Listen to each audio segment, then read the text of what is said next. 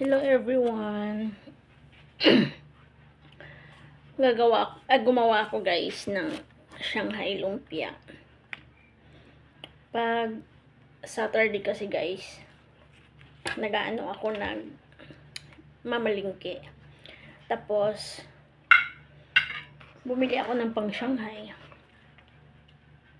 Yan. Yung mga anak ko kasi guys, hindi sila kumakain ng gulay. Kaya ang ginagawa ko guys, nagsa-science na lang. Yung Shanghai ko guys, ano lang to yung carrots lang. At saka sayote. Pero yung carrots guys, ang binibili ko para hindi na ako magbabalat. Yung mga tumpok-tumpok na naka-plastic na 20 pesos na wala nang balat. Bumili ako ng 20. And then yung sayote din na wala nang balat. Bumili din ako ng 20 kasi yung per plastic naghugas ako ng kamay guys per plastic kasi guys siya 20 pesos. Kaya bumili ako isang plastic ng sayote, isang plastic ng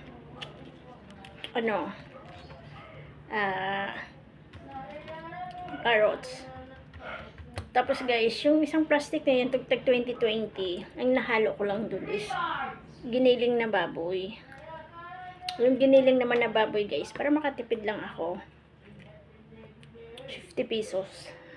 O, diba? Tipid na tipid. 50 pesos. Tapos, yung Shanghai na wrapper guys, ang binibili ko, yung medium size, 30 pieces. So, yung isang balot na carrots at saka isang balot na sayote na 40. 30 pieces na Shanghai na balot. 30 pesos din yun guys. Medium size. So, okay na siya, no? Tapos 50 na 50 na giniling na baboy. Pero guys, itong Shanghai ko guys, nilagyan ko siya ng gatas. Kasi gusto ng anak ko guys, yung lasa pag may gatas.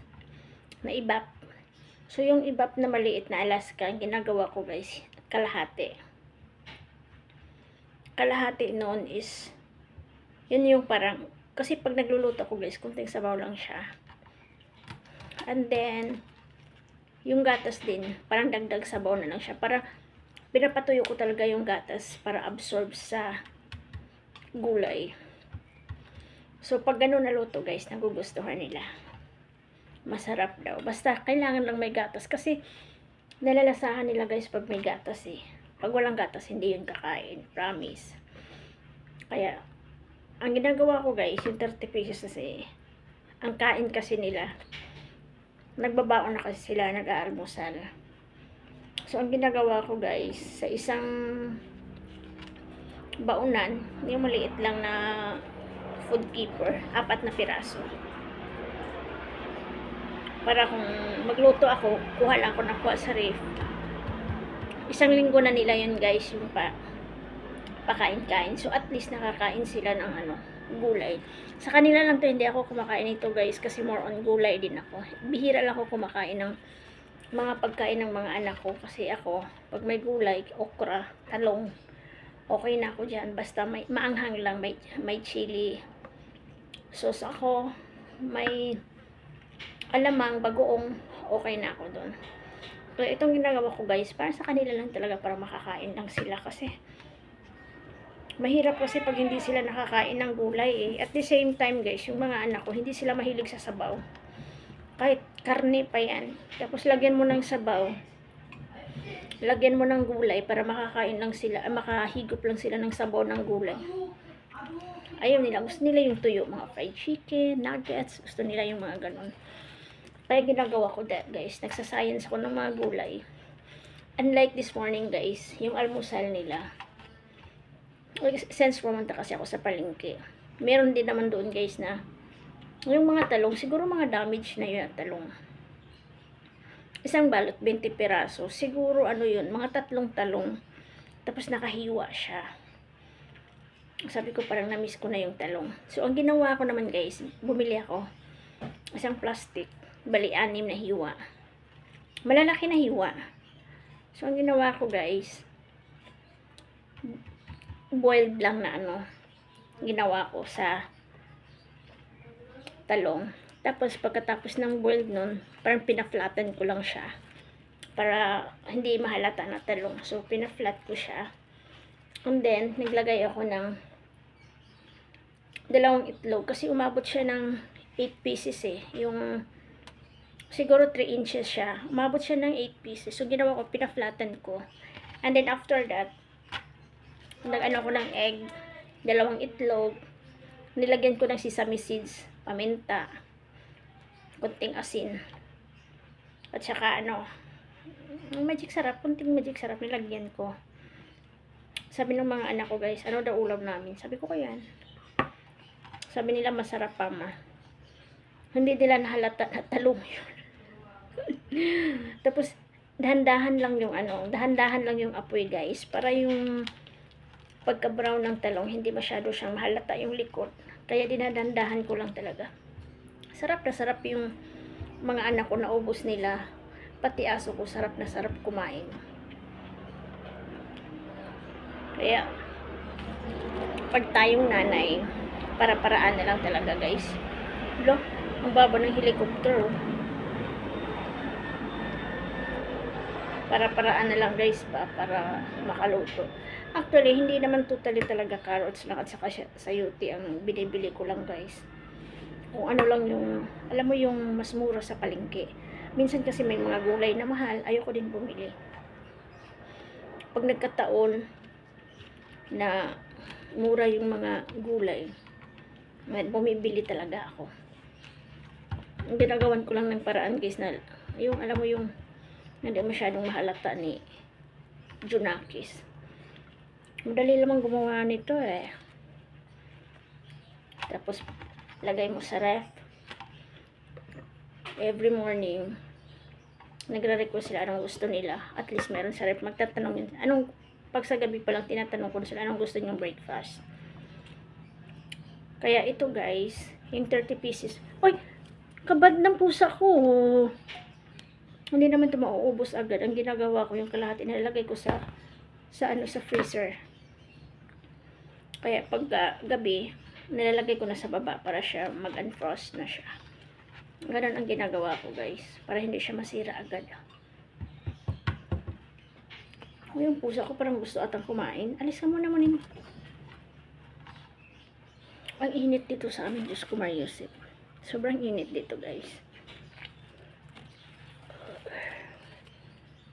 Oh, marami na ako nagawa. 30 pieces lang to guys.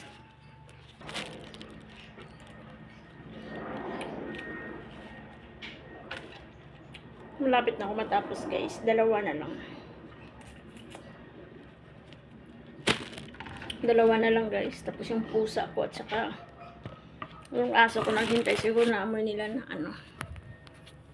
naghintay guys. So, yung isang aso ko guys, naghintay.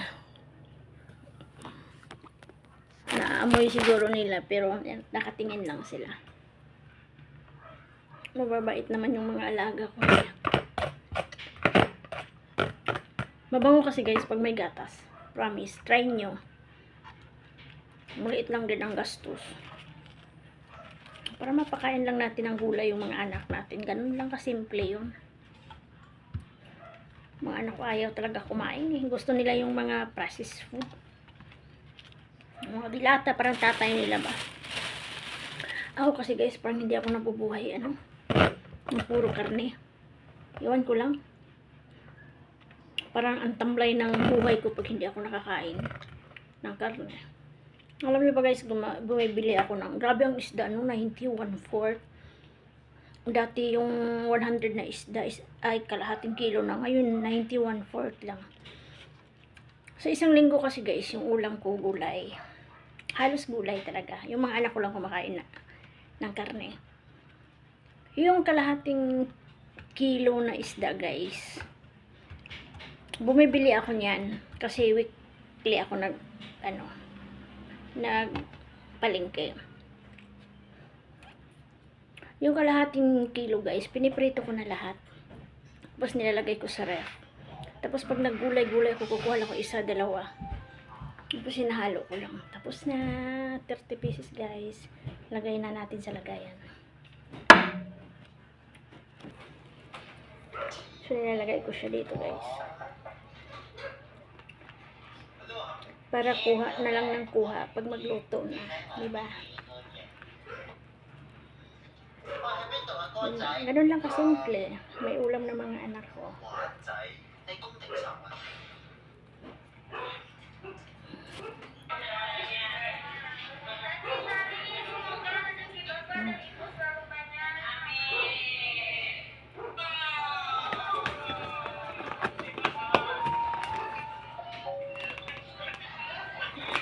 Kaya ganyan na siya lagi guys. Para pag kailangan magluto, kuha ka na lang.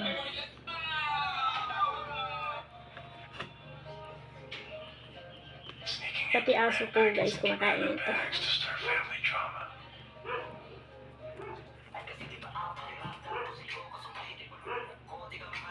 Diba?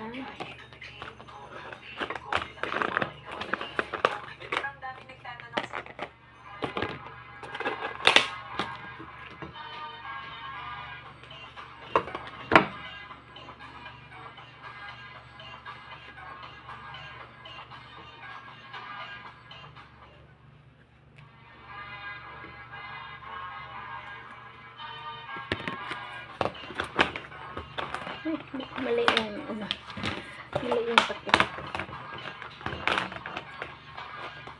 See?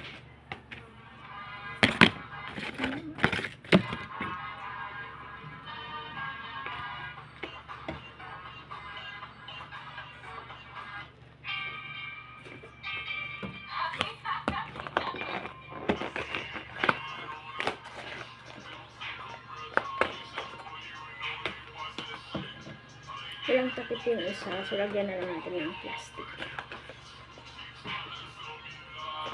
Thank you guys. Thank you for watching. Thank you.